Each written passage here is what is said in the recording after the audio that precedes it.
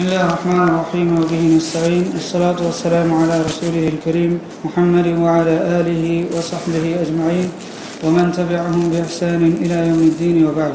عزیز ساتھیوں، بزرگوں، پیارے بچوں اور میری ماؤں اور بہنوں، شیخ الاسلام محمد ابن سلیمان التمیمی رحمہ اللہ کی کتاب القواعد الاربع، جس میں انہوں نے 4 قاعدے شرک کی معرفت بابت اور توحید کی معرفت سے متعلق بیان کیے ہیں.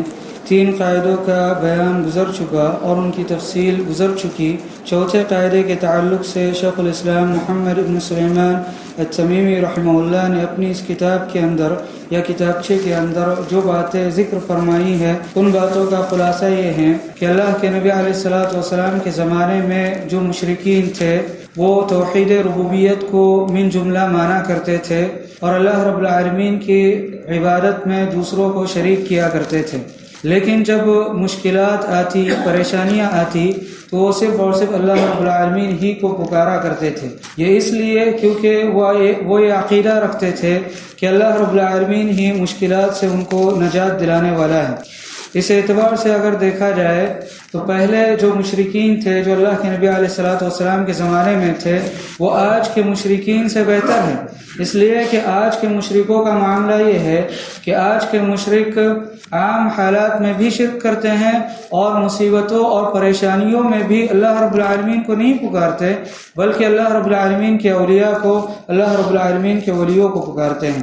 تو اس قاعدے کے اندر شیخ الاسلام نے یہی بات ذکر کی کہ اس وقت کے جو مشرکین ہیں، یعنی ان کے زمانے کے اور آج کے اس زمانے کے بھی جو مشرک ہے، وہ پہلے والے مشرکوں سے زیادہ بدتر ہے اور شرک میں ان سے زیادہ مبتلا ہے.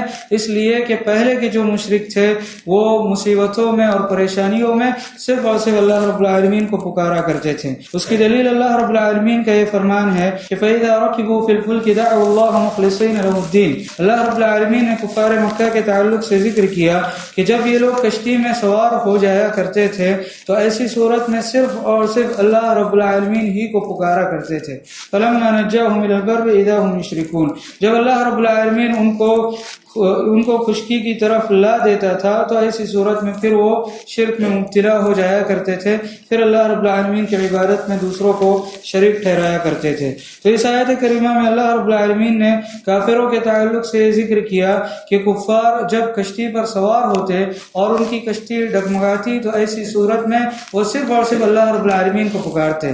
لیکن ہمارا حال یہ ہے، ہم مسلمانوں کا حال یہ ہے، اور تاریخ میں ایسے واقعات ہوئے ہیں کہ مسلمانوں کی کشتی ڈگمگائی اور مسلمانوں نے اللہ کو نہیں پکارا بلکہ اولیاء اللہ کو پکارا اور اللہ رب العالمین نے کشتی کو ڈبو دیا. تاریخ کے اندر اس قسم کے واقعات پیش آئے ہیں. تو میرے بھائیوں، اس وقت کے جو مشرکین ہیں، چاہے وہ نام نہاد مسلمانوں کی شکل میں ہو یا کہ وہ مشرک اور کافر ہو، اس وقت کے مشرک پہلے کے مشرک سے زیادہ بدتر ہے. کیوں؟ اس لیے کہ پہلے کے جو مشرک تھے وہ توحید ربوبیت پر ایمان رکھتے تھے اور مشکلات اور پریشانیوں میں صرف اللہ کو پکارتے تھے. لیکن آج کے جو مشرک ہیں وہ مشکلات اور پریشانیوں میں بھی غیر اللہ کو پکارتے ہیں، اللہ رب العالمین کو نہیں پکارتے. یہ پہلی وجہ شیخ الاسلام محمد بن سلیمان التیمی رحمہ اللہ نے ذکر کی. دوسری وجہ کہ آج کے جو مشرک ہیں، چاہے وہ نام نہاد مسلمانوں کی شکل میں ہو، چاہے وہ کفار اپنے آپ کو ہندو وغیرہ کہنے والے ہو، جو آج کے مشرک ہے پہلے مشرکوں سے زیادہ بدتر اس لیے بھی ہے کیونکہ پہلے کے جو مشرک تھے وہ صرف اور صرف اللہ رب العالمین کے ولیوں کو پکارا کرتے تھے، وہ اللہ رب العالمین کے نیک بندوں کو پکارا کرتے تھے، ود کو، سوا کو، یغوث کو، یعوق وغیرہ کو پکارا کرتے تھے، وہ اللہ رب العالمین کے انبیاء کرام کو پکارا کرتے تھے، ابراہیم علیہ الصلوۃ والسلام کو، اسماعیل علیہ الصلوۃ والسلام وغیرہ وغیرہ کو پکارا کرتے تھے. لیکن آج کے جو مشرک ہے، آج کے مشرک ایسے لوگوں کو پکارتے ہیں جو انتہائی فاسق اور فاجر قسم کے لوگ ہیں، شرابی قسم کے لوگوں کو سجدہ کیا جاتا ہے، انتہائی غلیظ قسم کا شخص جس کو اگر کوئی بچہ دیکھے تو ڈر جائے، اور اگر کوئی آدمی دیکھے تو پریشان ہو جائے کہ یہ کس طرح رہتا ہے، ننگا شخص، ایسے لوگوں کو پکارا جاتا ہے، ایسے لوگوں کے سامنے سجدہ کیا جاتا ہے۔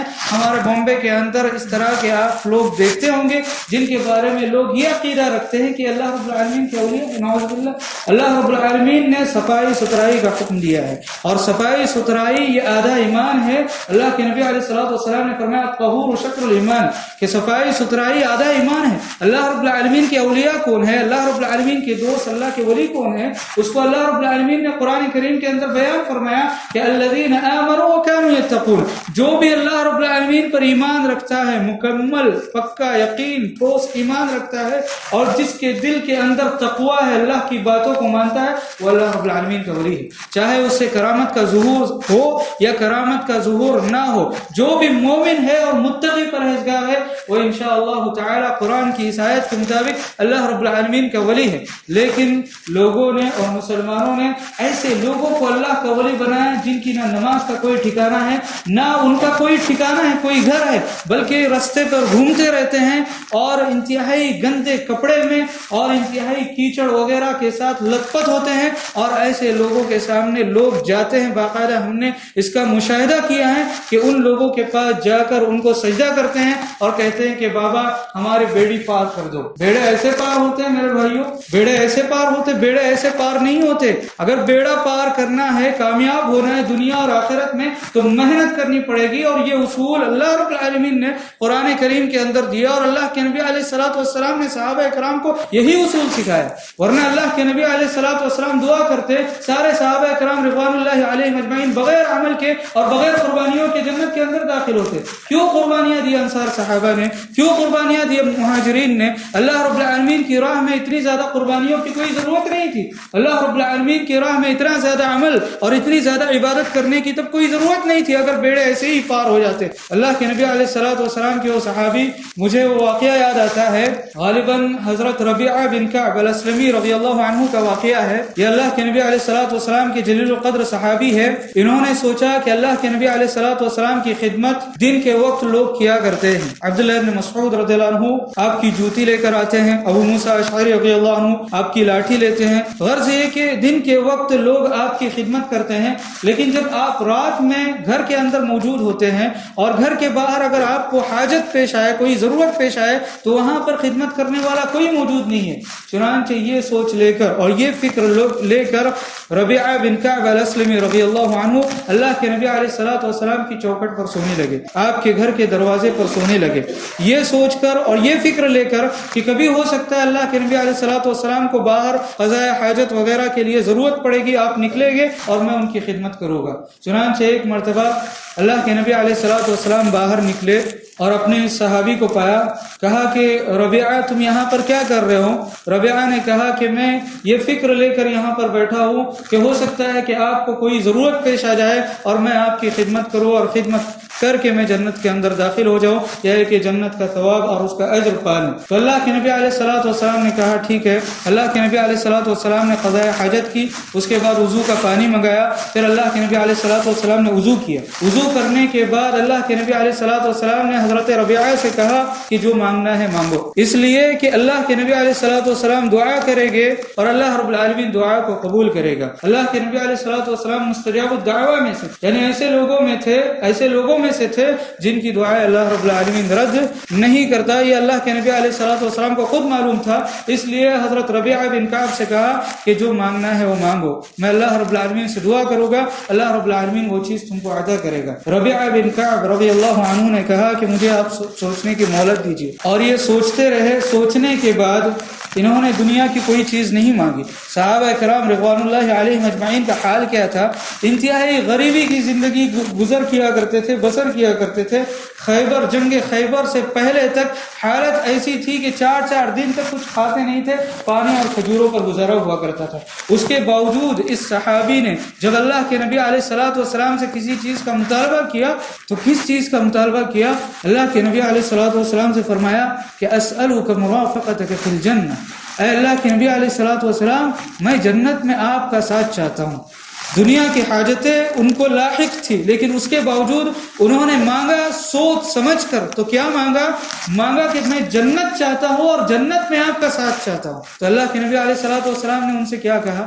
اللہ کے نبی علیہ الصلوۃ والسلام نے یہ نہیں کہا کہ ٹھیک ہے میں اللہ رب العالمین سے دعا کرتا ہوں، انشاءاللہ اللہ رب العالمین اگر چاہے تو دعا کو قبول کرے گا. اللہ کے نبی علیہ الصلوۃ والسلام نے فرمایا کہ اعنی علی نفسک بکثرۃ السجود، کہ تم اپنی مدد کرو زیادہ سے زیادہ نفل نمازیں پڑھ کے. اللہ کے نبی علیہ الصلوۃ والسلام صحابی رسول کو جنہوں نے آپ کی خدمت کی تھی، اور صحابہ جن کے بارے میں اللہ رب العالمین نے قرآن کے اندر یہ اعلان کر دیا کہ وہ کل وعد اللہ الحسنى، کہ ہر ایک صحابی کو جنت ہے، ہر ایک صحابی جنت کے اندر داخل ہونے والا ہے. اس کے باوجود اللہ کے نبی علیہ الصلوۃ والسلام کہتے ہیں کہ اگر جنت میں داخل ہونا ہے، جنت میں میرا ساتھ تم کو چاہیے، تو ایسی صورت میں زیادہ سے زیادہ نفل نمازیں پڑھو. اور ہم مسلمانوں کا حال یہ ہے کہ ہمارے لیے ایک دروازہ بنایا جاتا ہے، کہا جاتا ہے کہ اتنے پیسے ڈالو، یہ جنت کا دروازہ ہے، جنت کے اندر داخل ہو جاؤ گے. یہ سب خرافات ہیں میرے بھائیوں، واہیات ہے، اور ایک قسم کا بزنس ہے. یہاں پر لوگوں کے ایمان کو بھی لوٹا جاتا ہے اور لوگوں کے پیسوں کو بھی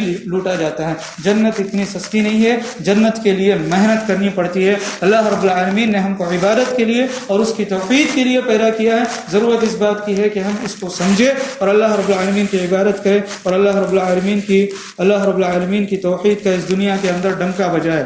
شیخ الاسلام محمد ابن سلیمان التیمی رحمہ اللہ فرماتے ہیں کہ القاعدۃ الرابعہ، چوتھا قاعدہ شرک کی معرفت سے متعلق، ان مشرکی زماننا اغلظ شرکا من الاولین، کہ اس زمانے میں جو مشرک ہے وہ پہلے کے مشرکوں سے زیادہ بدتر ہے. لان الاولین یشرکون فی الرخاء ویخلصون فی الشدہ، اس لیے کہ پہلے جو مشرک تھے وہ عام حالات میں شرک کیا کرتے تھے، لیکن مصیبتوں پریشانیوں میں صرف اور صرف اللہ رب العالمین ہی کو پکارا کرتے تھے. ومشرکو زماننا شرکہم دائما فی الرخاء والشدہ، اور اس وقت کے جو مشرک ہے ان کا حال یہ ہے کہ وہ عام حالات میں بھی غیر اللہ کو پکارتے ہیں اور مصیبت اور پریشانی کے عالم میں بھی غیر اللہ کو پکارتے ہیں. والدلیل قولہ تعالی، اور اس بات کی دلیل کہ اس وقت کے جو مشرک تھے جن سے اللہ کے نبی علیہ الصلوۃ والسلام نے جنگیں لڑی، اس وقت کے مشرک توحید ربوبیت پر ایمان رکھتے تھے، اور اس وقت کے مشرک مصیبتوں اور پریشانیوں میں صرف اللہ رب العالمین کو پکارا کرتے تھے. اس کی دلیل قولہ تعالی، اللہ رب العالمین کا یہ فرمان ہے فَإِذَا رَكِبُوا فِي الْفُلْكِ دَعُوا اللَّهَ مُخْلِصِينَ لَهُ الدِّينَ، کہ جب یہ مشرکین کشتی میں سوار ہوتے ہیں تو ایسی صورت میں یہ اللہ رب العالمین ہی کو اطاعت و فرمانبرداری کو اس کے لیے خالص کرتے ہوئے پکارتے ہیں. تو اللہ رب العالمین نے اس آیت کریمہ کے اندر ذکر کیا، اور تاریخ بھی اس بات پر شاہد ہے کہ اس وقت کے جو مشرک تھے وہ صرف اور صرف اللہ رب العالمین کو مصیبت کے وقت پکارا کرتے تھے. حضرت عکرمہ بن ابی جہل رضی اللہ تعالی عنہ، ابو جہل کے بیٹے ہیں، عکرمہ بن ابی جہل رضی اللہ عنہ نے آخر میں اسلام قبول کیا. جب مکہ فتح ہوا اور لوگ اسلام میں دھڑا دھڑ داخل ہونے لگے، فوج در فوج داخل ہونے لگے، تو عکرمہ بن ابی جہل کو یہ پسند نہیں آیا. عکرمہ بن ابی جہل اپنے کفر پر باقی تھے اور انہوں نے حبشہ کی طرف ہجرت کی. جب سمندر میں سوار ہوئے اور کشتی ڈگمگانے لگی تو مشرکوں نے اللہ رب العالمین کو پکارنا شروع کر دیا. انہوں نے کہا کہ تمہارے جو بت ہے، تمہارے معبودان باطلہ دوسرے ہیں، تم دوسروں کو پکارتے ہو. یہ کیا معاملہ ہے کہ کشتی جب ڈگمگا رہی ہے تو تم صرف اللہ رب العالمین کو پکارتے ہو؟ اسی لیے تو میں بھاگ کر آیا ہوں کہ محمد صلی اللہ علیہ وسلم کہتے ہیں کہ صرف ایک ہی عبادت کرو، اور ہمارے جو آبا و اجداد جن کی پوجا کرتے تھے ان کو چھوڑ دو. اسی لیے تو میں بھاگ کر آیا ہوں، اور تمہارا حال یہ ہے کہ تم جب مصیبت آ رہی ہے، پریشانی آ رہی ہے تو صرف اللہ کو پکار رہے ہو. عکرمہ بن ابی جہل رضی اللہ عنہ کا یہ ٹرننگ پوائنٹ تھا، اور یہاں پر اللہ رب العالمین نے ان کو ہدایت دی. چنانچہ واپس لوٹ آئے، جب اللہ رب العالمین نے ان کو نجات دی تو واپس لوٹ آئے اور انہوں نے اللہ کے نبی علیہ الصلوۃ والسلام کے ہاتھ پر اسلام قبول کیا. تو ضرورت اس بات کی ہے میرے بھائیوں کہ ہم ان قواعد کو سمجھیں، جو قواعد اور جو اصول شرک کی معرفت سے متعلق بیان کیے گئے ہیں، توحید کی معرفت سے متعلق بیان کیے گئے ہیں. اور یہ بس کافی نہیں ہے، بلکہ ہماری یہ ذمہ داری بنتی ہے، اگر ہم نجات چاہتے ہیں، اگر ہم کامیاب ہونا چاہتے ہیں، تو ہماری یہ بھی ذمہ داری بنتی ہے کہ ہم نے جو کچھ سیکھا ہے اور جس چیز کا علم حاصل کیا ہے اپنے گھر والوں کو سکھائیں، اپنے رشتہ داروں کو سکھائیں، اور اپنے معاشرے اور اپنی سوسائٹی کو سکھائیں. اللہ رب العالمین سے دعا ہے کہ اللہ رب العالمین ہمیں اس کی توفیق عطا فرمائے. آمین. وصلی اللہ تعالی علی نبینا محمد وعلی آلہ وصحبہ وسلم.